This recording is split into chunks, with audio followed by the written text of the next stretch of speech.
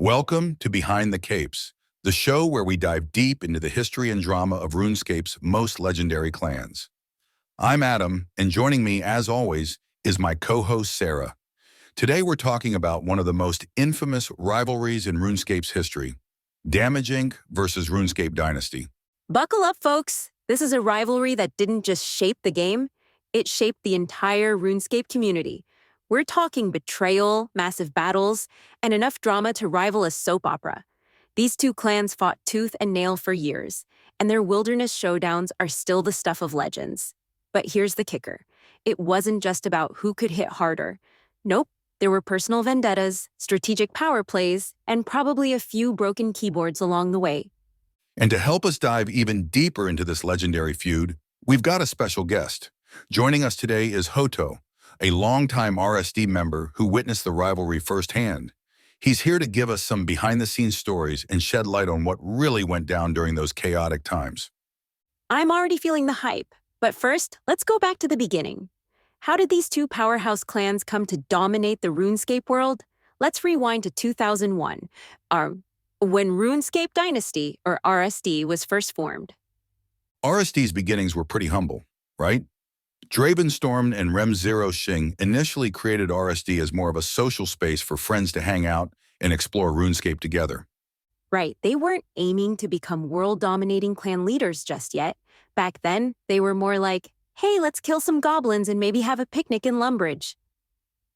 But things changed fast when the wilderness was introduced in 2002. RSD became a powerhouse, with a focus on community first.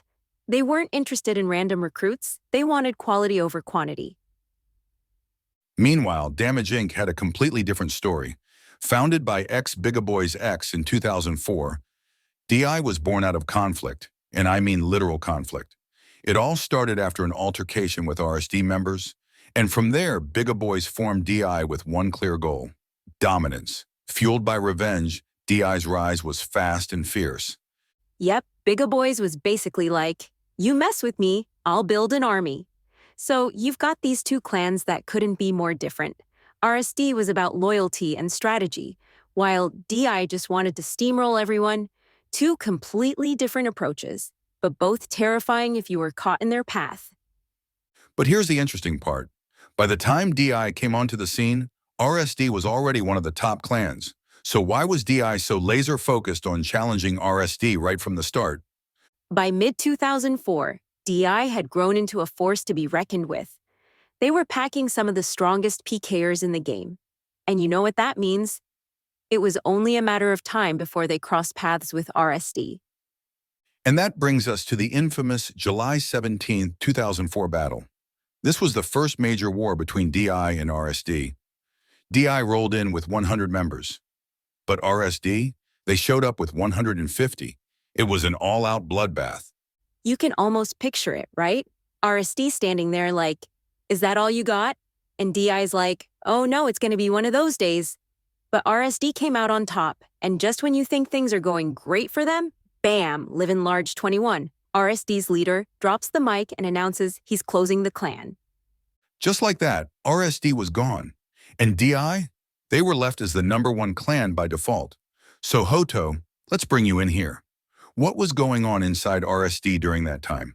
Why did Livin' Large make such a sudden decision to close the clan after such a massive victory? Yeah, that was definitely a crazy time. I think a lot of us in RSD were just as shocked as the rest of the clan world. Livin' Large 21 had been leading us through some of the toughest battles, and after taking down Damage Inc., the last thing we expected was for him to close the clan. I think it came down to burnout. Running a top-tier clan is exhausting, especially when you're constantly fighting off challenges from wannabe clans like DI. Wow, I can imagine. Running a clan like that must have been intense, especially with DI breathing down your neck. Right? It's like winning the Super Bowl and then immediately retiring. But do you think, Hohto, that there was some frustration within RSD? Maybe after achieving such a massive victory, the motivation just disappeared? There was definitely some frustration. RSD was always about more than just winning wars. It was about the community, the friendships. After beating DI senseless into the ground, it felt like we had reached a peak, but no one expected Livin' Large to just shut it all down so suddenly. Definitely shocking. So with RSD out of the picture, and DI having just won the silver medal for top war clan, quickly secured the top spot. But their reign didn't last long. Less than 6 months later, Live and Large reopened RSD, and they came back stronger than ever.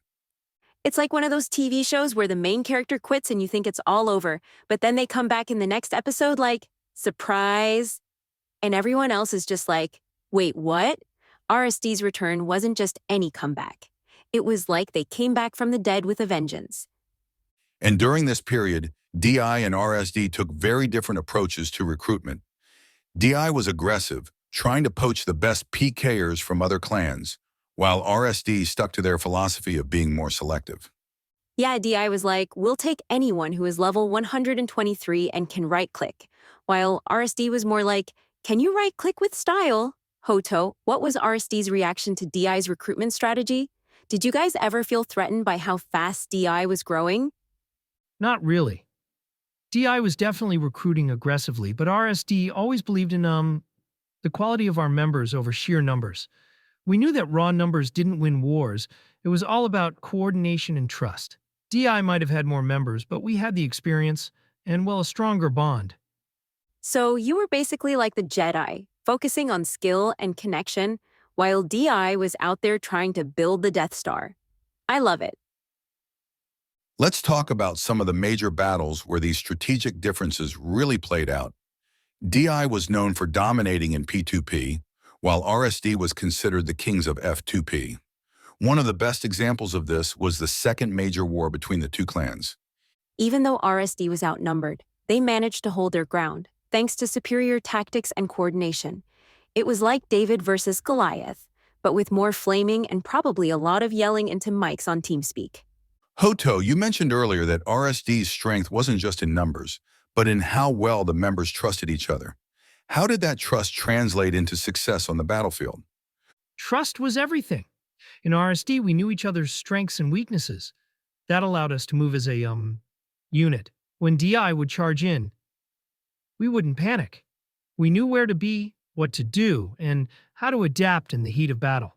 It's what made us so hard to break. So while DI might have had more brute force, RSD was the well-oiled machine. Do you think DI's aggression ever worked against them? Oh, definitely. DI's aggression made them dangerous, but it also made them, well, predictable. When their numbers weren't enough to overpower us, they didn't always have a backup plan. That's where RSD's planning and patience really paid off. All right, now for the big question. Who really came out on top in the end? This is something people still debate today. I mean, RSD won the first big war, but DI dominated the P2P scene for years. So, Hohto, who do you think won?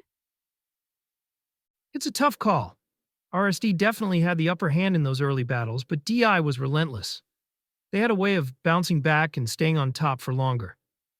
I think, in the long run, DI probably held on to the crown longer, but RSD's legacy is just as strong.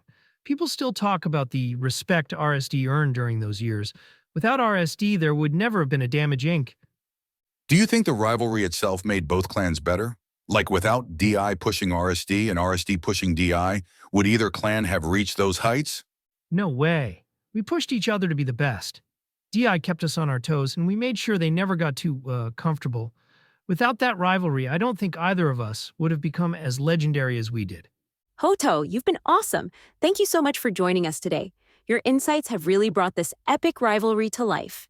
Yeah, it's been amazing hearing your firsthand stories about the intense battles and the strategy behind them.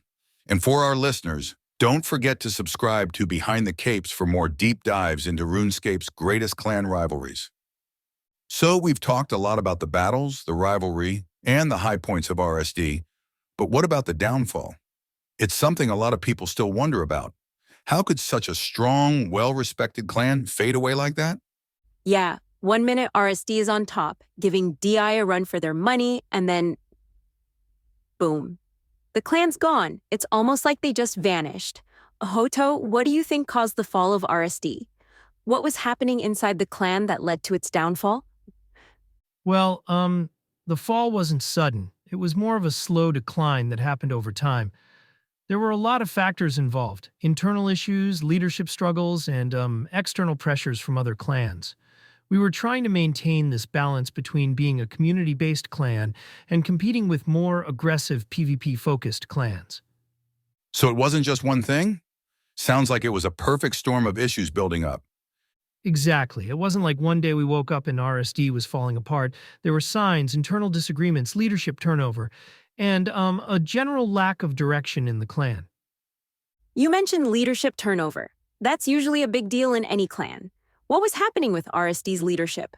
Was that a major factor in the clan's decline? Yeah, leadership was a big issue. When Live and Large wasn't as active anymore, it created a bit of a vacuum. We had other leaders step up, like Ice Drop and F1 R30, but the problem was they didn't always agree on the direction of the clan. Some leaders wanted us to go all in on PvP, while others were trying to preserve the community aspect that RSD was built on. That sounds like a pretty tough situation. You've got leaders pulling the clan in two different directions, one focused on keeping the culture intact, and the other wanting to keep up with the evolving, more aggressive clan scene. Exactly. And when you don't have everyone on the same page, it starts to wear on the members. People started leaving because they felt like the clan didn't know what it wanted to be anymore. There was this disconnect between the leadership and the general membership. It's like having two parents arguing about what's best for the family. Meanwhile, the kids are sitting there like, can we just get dinner already? I can imagine how frustrating that must have been for the members. Yeah, it definitely created tension. And when people start losing faith in the leadership, it's hard to keep things together. You start seeing longtime members leave, and it just snowballs from there. And it wasn't just internal issues, right?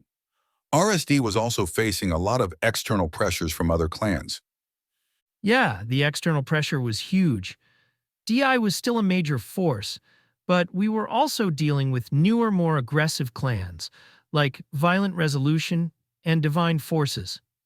These clans were willing to use more ruthless, well, less honorable tactics that RSD wasn't really prepared for. We always tried to maintain our honor, but that didn't hold up against clans that were willing to do anything to win.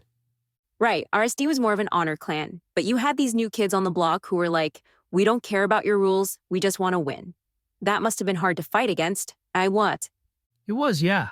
We were struggling to adapt. RSD was built on this idea of community and fair play, but the game was changing. The clan world was becoming more cutthroat, and a lot of the newer clans didn't care about the old traditions of honor and respect. They just wanted to dominate, no matter what it took. Do you think RSD could have survived if they had adopted a more aggressive, no-honor approach? Or would that have gone against everything the clan stood for? Honestly, it probably would have helped us survive longer, but it would have destroyed the core of what RSD was. We would have had to recruit more recklessly, change our entire approach to the game, and use tactics that a lot of our members weren't comfortable with. It would have been a different clan entirely. Let's go back to the leadership for a second. You mentioned there was turnover and a bit of a leadership vacuum. How did that play out in RSD's final days?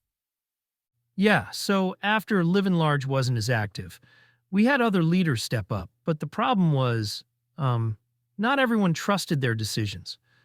There were a lot of internal conflicts about what events to hold, how to deal with inactive members, and even how to manage the clan's public image.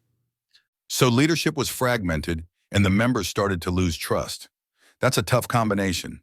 Exactly. Without clear, unified leadership, things started to fall apart. Some members felt like they weren't being heard. Others thought we were making the wrong decisions. And eventually, it just became too much. People started leaving. And once that starts happening, it's hard to stop. It's like a sinking ship. Once people start jumping overboard, there's not much you can do to plug the holes. Yeah, it definitely felt like that. We tried to hold things together, but by that point, the damage was done. No pun intended. Even though RSD eventually collapsed, it left behind a powerful legacy. Hohto, what do you think RSD's place in RuneScape history is? I think RSD will always be remembered as one of the most honorable and respected clans in RuneScape's history. We didn't always go for the most aggressive strategy, but we built a community that people really cared about.